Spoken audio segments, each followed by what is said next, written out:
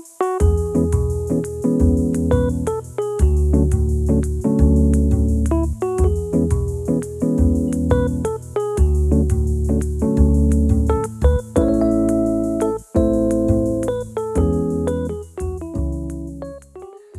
John Mark Dempsey, and we are having a second cup of coffee here with the ag agent for Hopkins County, with of course Hopkins County and Texas A&M AgriLife, Mario Villarino. Glad to be here. And first of all, I'm glad to see that Mario is not wearing a vest today, because if he was wearing a vest, I would be very worried about buttons popping off of the vest and have to dodge the buttons, because his daughter Alexis recently was named valedictorian. I'm very excited about that. Sulphur Springs High School, and so he's bursting on young pride. Yes. Bursting with pride, and even more that she's gonna heading back to College Station, Texas A&M. So well, I'm not surprised. We're excited about it and delighted for the support, and looking forward for another opportunity for our kiddos to take on education, which is critical today. Well, that's right. Maintain a good foundations in, and we always talk about this, encourage your kids to go to college and have a good future. Yeah. Well, I'm not surprised that she's headed for College Station. Yeah. And what will she be studying? Well, she's looking into architectural school. It's one of the top programs in architectural school. Fantastic. College Station. So we're excited about that too. Well, you have every reason to be proud, Alexis. So great. Well, we haven't talked to Mario for quite a little while here, and that's entirely my fault. I've been remiss in getting Mario to come out and visit with us. You say that you've almost had too much rain. It is, and we have seen some of that, typical for our April showers, in Northeast Texas. But lately, hasn't been the case. We're dealing with situations in Texas that water scarcity is always an issue. We in Extension Services say that we're always in a drought until something changes. So we are in that case scenario that something is changing our local environment and our local rain patterns, that actually we're getting some of that extra dose of water into our fields and getting a little bit complicated, which is a good position to be, but sometimes there's consequences of that extra moisture when it accumulates through time on the fields. Mm-hmm. And as you're aware, the Extension Office deals with both landowners, the big scale, and those private landowners in a small scale that deal with the same situation in a different settings.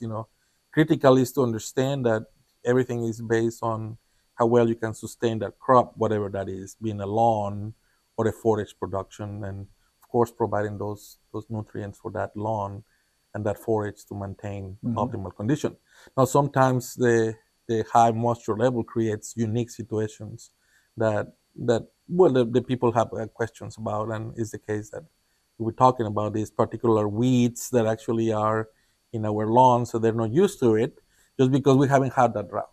We haven't had that opportunity to see moisture, and it's normally having something growing on. I'm going to come back to that in a moment, but you were saying, as we were talking before the camera started rolling and the microphones were on, that the amount of rain for people who are growing hay, who are producing hay, is not necessarily all to the good. Well, sometimes create some challenges, especially when you have a ryegrass cropping coming up in May, when it's the peak of the production, and those fields are flooded and they cannot get to them and do the harvesting that they need. It always becomes a challenge, because when the time that you have to harvest it, you cannot get to them, and that creates a problem on the process of harvesting and drying it out and produce the hay. But you said also that the grass may grow faster. That is correct. But the quality may not. That is one of the challenges.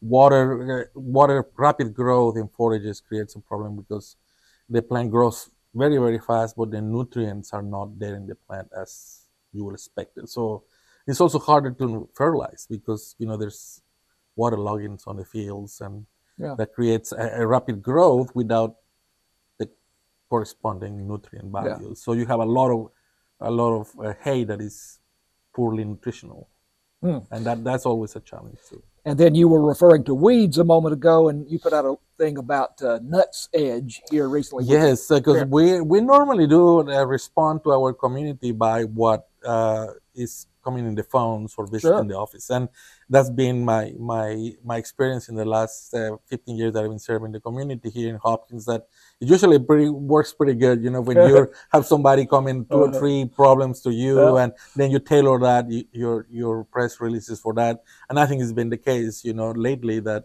a lot of people have concerns. Some of them are a little more shy to asking about it, and you know, by the time they see, man, you've been reading my mind, and because that's exactly what my problem was, and it just happens to be a coincidence, you know. That so this nuts edge is pretty. It is one of those deals, yes, because it looks a lot like a grass, especially when it's small. You know, it looks just like green up, and by the time people realize it's on their fields, is when it starts showing the ugly head, the what we call the heading of it, and it gets out of whack and gets you know, a little difficult to control because you lose sight of it and it's too much. And when you get your hands into the chemicals, you know, you try to apply in your lawns and you see the consequence of killing them, you realize that was the majority of your lawn was actually a weed population, and that creates some discomfort in the people because it's not exactly what they expected, you know. I thought it was there. So is there a particular chemical that is? There are several chemicals depending on your ability to buy some products. Some of them are restricted. We call it in Texas restricted products, and some of them are not.